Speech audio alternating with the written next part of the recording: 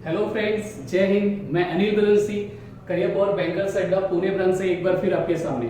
और आज YouTube पे आपको मैं पढ़ाने वाला हूँ बहुत इंपॉर्टेंट चैप्टर सिलॉक्स, जो कि बहुत इंपॉर्टेंट है, आपको पता ही होगा।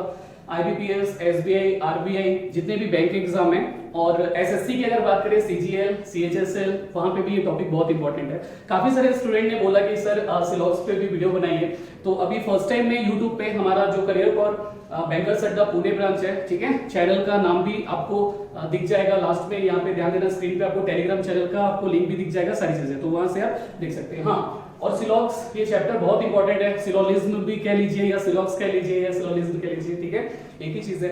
और हाँ, ये जो चैप्टर है ये बहुत इंपॉर्टेंट है बिकॉज 5 क्वेश्चन एग्जाम में आते हैं। 5 क्वेश्चन एग्जाम में आते हैं, चाहे प्री की बात कर ले या मेंस की बात कर ले, ठीक है। चलिए तो स्टार्ट करते हैं। और हाँ, आपको कैसा लगा? अगर आपके कोई क्वेरीज है, कोई डाउट है, तो डेफिनेटली आप कमेंट बॉक्स में कमेंट भी कर सकते हैं, ठीक है।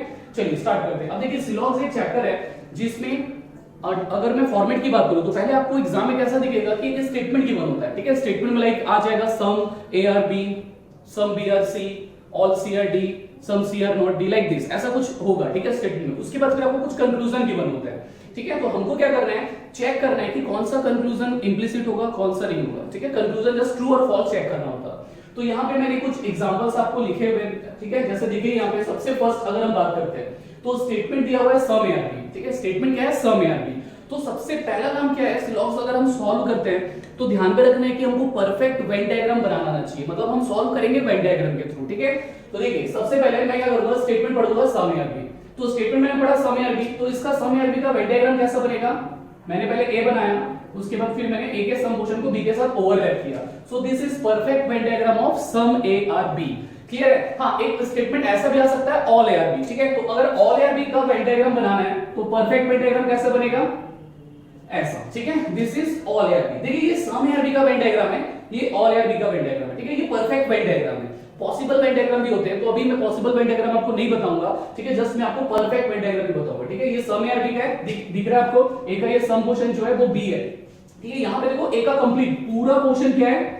B है। सो दिस इज ऑल ARB। हाँ, अगर मुझे सम AR नॉट भी बनाना है, क्योंकि नेगेटिव स्टेटमेंट भी आता है, ठीक है। स्टेटमेंट दो टाइप के होते हैं, स्टेटमेंट या तो पॉजिटिव होगा या तो स्टेटमेंट नेगेटिव होगा।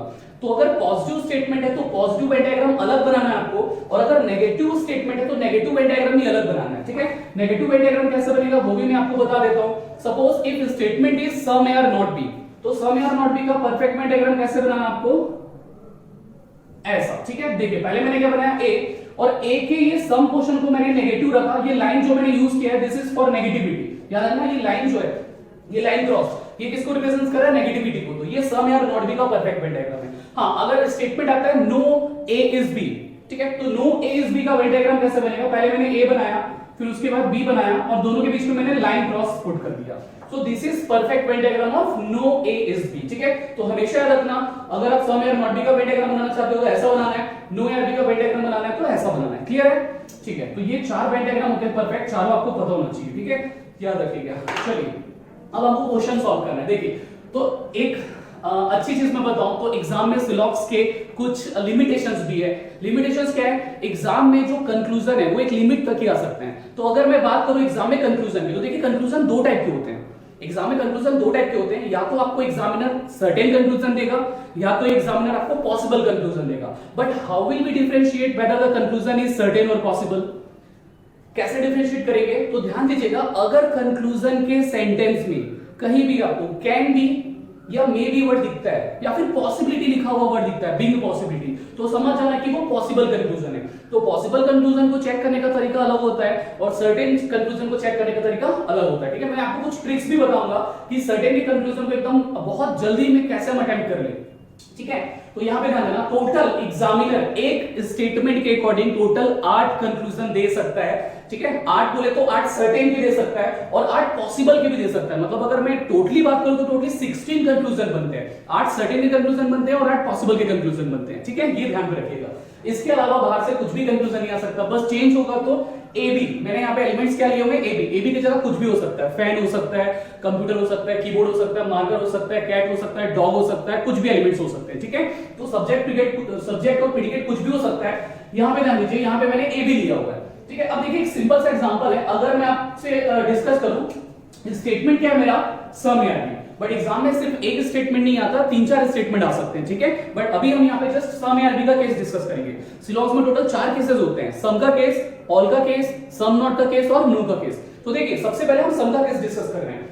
अगर सम या बी स्टेटमेंट है तो वेन डायग्राम कैसे बनाएंगे हम, सम या बी का परफेक्ट वेन डायग्राम बनेगा ऐसा, ठीक है। तो सम या बी का परफेक्ट वेन डायग्राम बन गया। अब इस पे फोकस करते हुए आपको चेक करना है कि कौन सा कंक्लूजन ट्रू होगा और कौन सा फॉल्स होगा, ठीक है। तो मैंने परफेक्ट वेन डायग्राम बना दिया है। याद रखना जब भी स्टेटमेंट अगर पॉजिटिव होता है तो पॉजिटिव वेन डायग्राम बनाना है, अगर स्टेटमेंट नेगेटिव होता है तो नेगेटिव वेन डायग्राम बनाना है। नेगेटिव वेन डायग्राम कैसे पता चलेगा, अगर वेन डायग्राम में लाइन क्रॉस है मतलब नेगेटिव है। और नेगेटिव वेन डायग्राम दो टाइप के होते हैं, एक सम नेगेटिव, एक कंप्लीट पूरा नेगेटिव, जिसे हम नो ए इज बी कहते हैं, ठीक है। हाँ, और पॉजिटिव भी दो टाइप के होते हैं, एक सम पॉजिटिव और एक कंप्लीट पूरा पॉजिटिव, ठीक है, ऑल ए आर बी।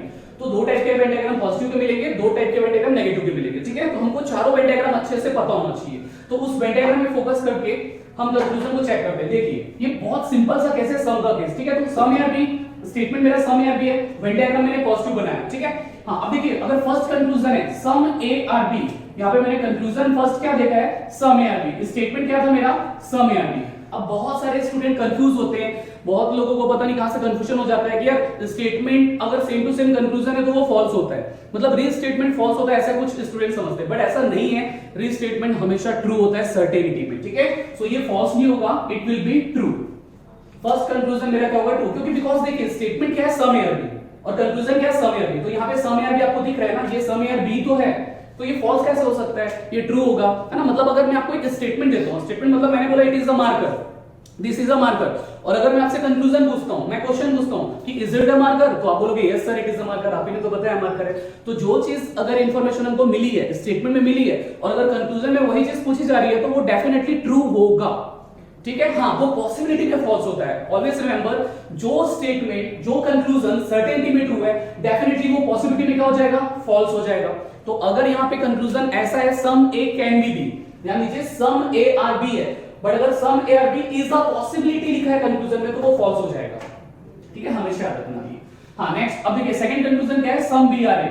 तो ये वेन डायग्राम में देखिए सम बी आर ए है क्या, अगर आप सम ए आर बी बनाते हो तो बी का भी तो सम पोर्शन ए के साथ ओवरलैप होता है ना, मतलब ये भी क्या हो जाएगा, ट्रू हो जाएगा। तो सम के केस में सम ट्रू होता है, सम ए आर बी में some B are A, some A are B दोनों ट्रू होता है, ठीक है, याद रखिएगा। हाँ, लेकिन ऑल ए आर बी, अब यहाँ पे दिख रहा है कि आपको पूरा ए बी के अंदर है क्या, नहीं है, तो ये क्या हो जाएगा, फॉल्स हो जाएगा। वैसे ही ऑल बी आर बी क्या हो जाएगा, फॉल्स हो जाएगा, ठीक है। ये चीज याद रखिए। अब देखो एक सिंपल सा ट्रिक है सर्टेन के केस में। सर्टेन मतलब ये सारे कंक्लूजन सर्टेन है। कैसे पता चलता है कंक्लूजन सर्टेन है, आई ऑलरेडी टोल्ड यू, अगर सेंटेंस में, कंक्लूजन के सेंटेंस में आपको कैन बी और मे बी वर्ड नहीं मिल रहा है तो वो कंक्लूजन सर्टेन है। हाँ, पॉसिबल कैसे पता चलेगा, अगर कैन बी और मे बी वर्ड दिख रहा है, पॉसिबिलिटी वर्ड दिख रहा है, तो वो पॉसिबल कंक्लूजन है, ठीक है। हाँ, तो अगर सर्टेन कंक्लूजन है तो याद रखिएगा स्टेटमेंट अगर हमारा पॉजिटिव है और कंक्लूजन अगर हमारा नेगेटिव है तो वो फॉल्स होगा, ठीक है। मतलब ये चारों स्टेटमेंट देखिए, सॉरी चारों कंक्लूजन देखिए क्या है, नेगेटिव नेगेटिव नेगेटिव नेगेटिव, तो मैं चारों क्या कर दूंगा, फॉल्स, बिकॉज वेन डायग्राम मेरा पॉजिटिव है, ठीक है, स्टेटमेंट मेरा पॉजिटिव है, सम या बी स्टेटमेंट है, और नेगेटिव कंक्लूजन अगर पूछेगा तो वो हो जाएगा फॉल्स, कभी भी ट्रू नहीं होगा। हाँ, हो सकता है, वो पॉसिबिलिटी है, तो पॉसिबिलिटी अभी हम चेक करेंगे कि वो ट्रू कब होगा, फॉल्स कब होगा, ठीक है, क्लियर है, समझ में आ रहा है।